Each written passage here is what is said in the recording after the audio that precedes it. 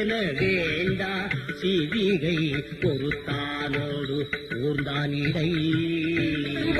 நான்கு அரண் வலியுறுத்தல், அதாவது அறச்செயல் செய்வதை வலியுறுத்தி கூறுதல், நல்ல செயல் செய்வதை வலியுறுத்தி கூறுதல். இன்றைய திருக்குறள் 37. அறத்தாறு இதுவென வேண்டா சிவிகை பொறுத்தானோடு ஊர்ந்தான் இடை.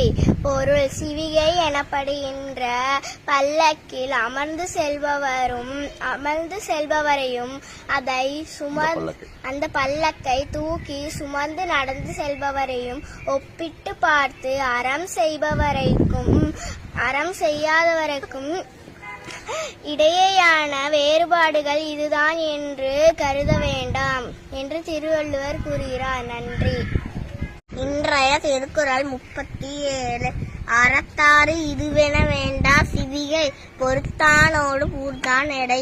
பொருள்: சிவிகை எனப்படுகின்ற பல்லக்கில் அமர்ந்து செல்பவரையும் அந்த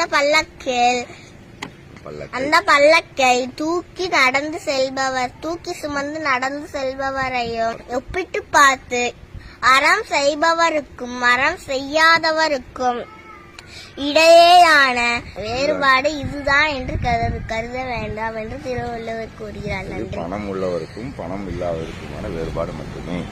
நன்றி.